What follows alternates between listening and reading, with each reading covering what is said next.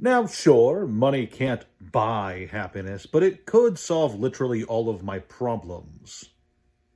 Hey there, kiddos, and welcome back to the channel. I'm Uncle Frank. I'm like you are having a great day, and in today's video, I'd like to sit back in my very squeaky chair as a car zips right by and have a little conversation with all of you guys about good and evil, right and wrong, up versus down, and the ages-old debate of do you crack open that booster box or do you sell it on the secondary market?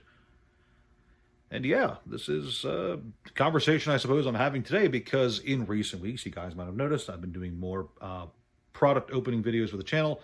In part because, look, if I'm already cracking them to put on TCG Player, I might as well show you guys and have a conversation about it as well. But the more I do it, the more I'm getting questions, usually on Discord, about, hey, Uncle Frank, why would you ever bother cracking those boxes open? You're never going to pull the valuable cards, and you could just take the boxes that you're buying and sell them on the secondary market, or sit on them forever, hold them with diamond hands for infinite value. And yeah, it's totally understandable why you might have those kind of questions. Especially if you're like me and you've grown up with TCGs, it's well ingrained in the psyche that you don't actually buy boxes to crack them to pull the cards you're looking for, because that's just never going to happen. You're never going to pull the secret rare from a Yu-Gi-Oh box that you actually want. You'd have to go through dozens of boxes to get that, right? Just buy the singles. But when it comes to the financial side of things, when it comes to the world of buying and selling and enjoying card games, not just as a collectible, but as a way to make some money, I believe that there are valid reasons for wanting to take a sealed product and just cracking it wide open. And there's three reasons in particular I'd like to talk about that really dictate my interest in cracking open products. So before we begin, I just want to say that, like all of my videos, this is purely anecdotal, purely based on my own experience. This is what works for me. What works for me might not work for you, or the reasons that compel me might not compel you. So with all of that said and done and out of the way, let's talk about the three kind of compelling reasons for why I just like cracking open boxes. First things first is the inherent risk. And, you know, when it comes to buying and selling online, there's always risk, okay? There is no such thing as a risk-free platform. There are scammers, there are bad faith actors, there are thieves, and there is just the U.S. Postal Service or UPS making a mistake, and then your package gets lost in the system forever. There are all sorts of risks, countless risks, associated with shipping out items as an online store. There are risks associated with having sealed product on display or having singles on display in a physical brick and mortar location. There are risks associated with going to conventions. No matter how you choose to approach the hobby, no matter which angle you're going at, whether it's vending at a convention or a card show, having your own store, your own brick and mortar location, or whether you're like me and you just send stuff out online, there's going to be inherent risks. And I prefer to remove as much of a loss chance when it comes to risk as possible. What do I mean by that? Well, let's say that you have the option to send out one $150, $200 box, or several dozen cards that are all individually worth maybe 15 cents a piece, bulk cards. If one from either of these categories goes missing or is stolen, or the guy on the other end decides to just claim it never arrived, which definitely doesn't happen ever, right? Which of these is going to be the more critical loss to your business? Which one are you going to suffer more for? Well, obviously it's the sealed box. Obviously, if any of these cards, any of your bulk cards go missing, it's easier to recoup from that. It's easier to count off that kind of mistake. If someone says, oh, this 15-cent card never showed up, well then, oh well, here's your refund, I don't care, block you, move on, right? If someone says, oh, this $200 box with tracking attached to it never showed up, well, that's $200. You can't just wave and shrug that off. You have to get into a dispute about it, hope that TCG Player sides with you thanks to the tracking number.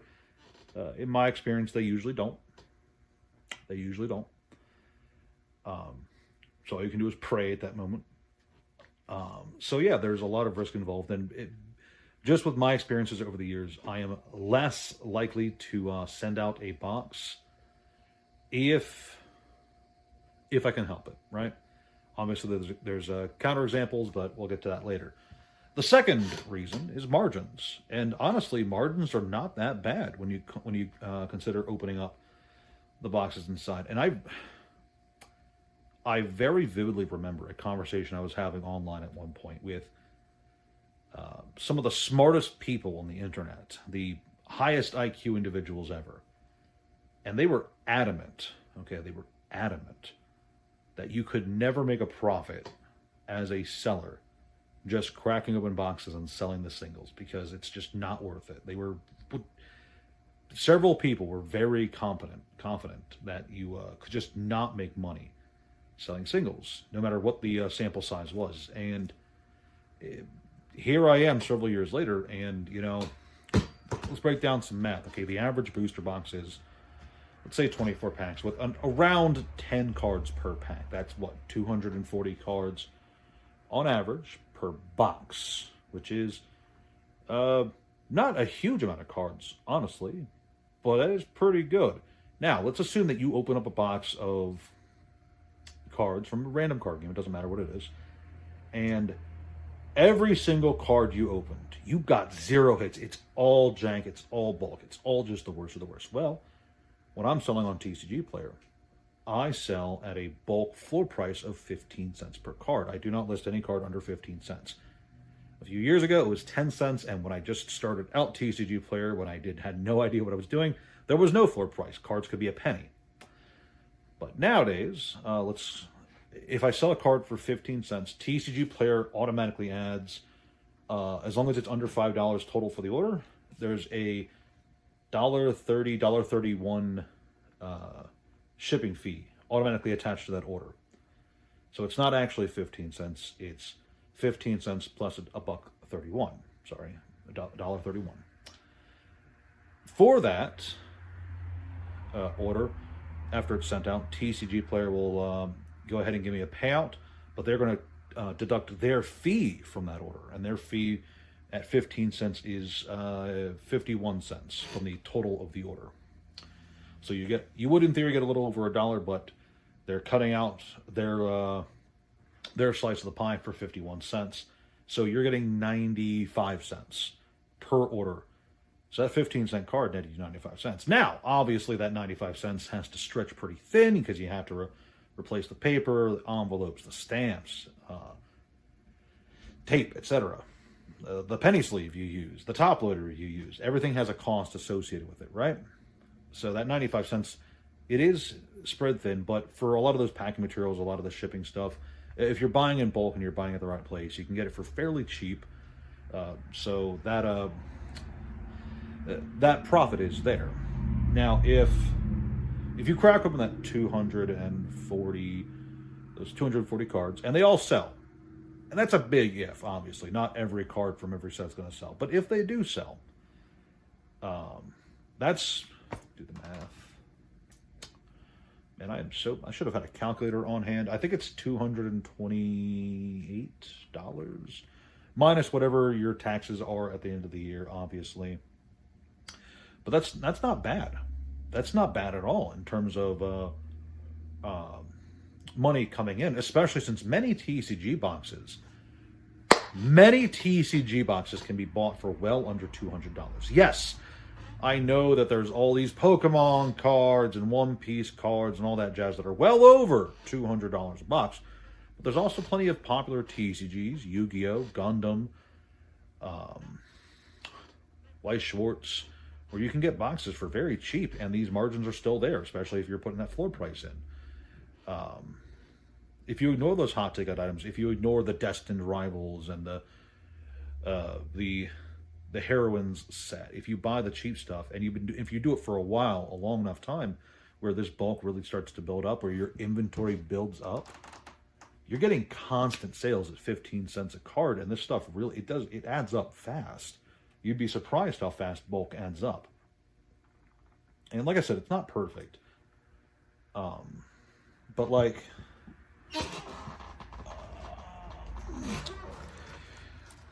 so back when Scarlet Violet Base came out, okay, you could get these booster boxes for 80 to 90 bucks. And I did the math. At the time, my floor price was 10 cents, not 15 cents, but do the math. Assuming everything else is equal, that's still, assuming that you've got no hits, it's all bulk. There was no special illustration rares in your box. There was no highly desirable cards. You didn't get the Gardevoir or any of that. You just got absolute jank. $90 could still net you quite the profit, assuming that you didn't just sit on the box or sell it for a loss like a lot of stores did and had to do. Assuming that you were doing this, taking this route and cracking it open and just selling it for bulk rates, pretty good profits there. Pretty solid profits, all things considered.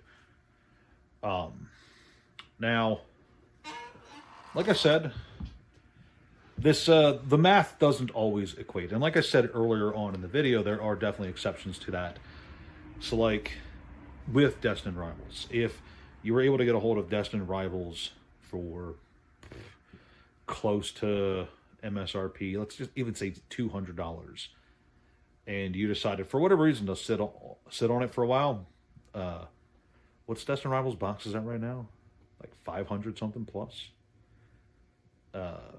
In my opinion, when it comes to this whole crack it versus just sell it as is, that's where it becomes a lot more appealing, because it's risen so much in such a short amount of time that why wouldn't you try to take that profit and move that cash into something else? Because you do have to take the profit. I understand that there are people out there who want to sit on products long term. I understand.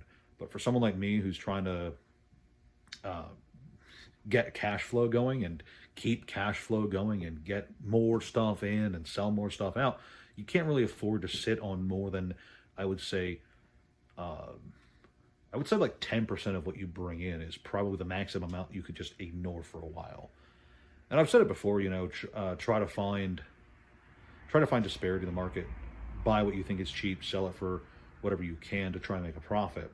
And if you think you can, if you think something is going to be worth something long term and you're comfortable with that, sitting that money in and parking it, go ahead. I will never disparage the people who are actually sitting on product, because like I said, I do sit on product. I love Scarlet Violet Base, so I just ignore Scarlet Violet Base. Yeah, whenever I get it, it just sits on a shelf, right? But when I see things like, the difference between Scarlet Violet Base and Destined Rivals is all the way over there. I'm not going to grab that.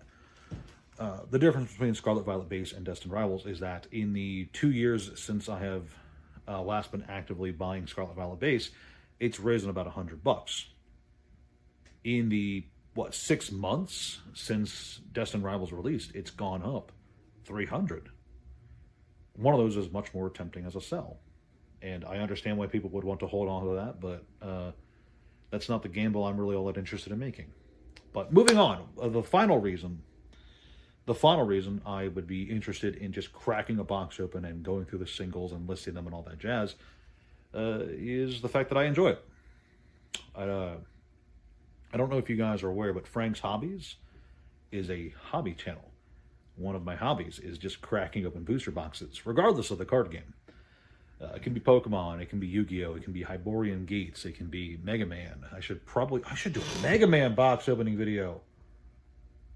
Oh, I'm doing a Mega Man box opening video at some point. Within the next week or so. Give me that time and I'm definitely doing that, okay? But I enjoy it. I enjoy opening packs. I enjoy sorting through cards. I enjoy the textures, the foiling, I enjoy sorting them. I enjoy listing them on the inventory. I enjoy filling out orders. I like doing this. I assure you, this is a lot of work. I'm still in release weekend as I'm recording this video for Compendium of Wraith, and I'm absolutely swamped with orders. It is midnight right now as I'm recording this video, because I only just now finished my giant pile of orders for Compendium of Wraith. It's a lot of work, and it's a lot of tedious work, but I enjoy doing it. I assure you, for someone like me, I would not be doing this. I would not be sorting all this crap if I didn't enjoy doing it. So for me, I find those reasons to be compelling enough. The fact that there is risk evaluation, the fact that the margins are actually not that bad, and the fact that I just enjoy sifting through the cards Those are the three reasons I find to be compelling enough to go,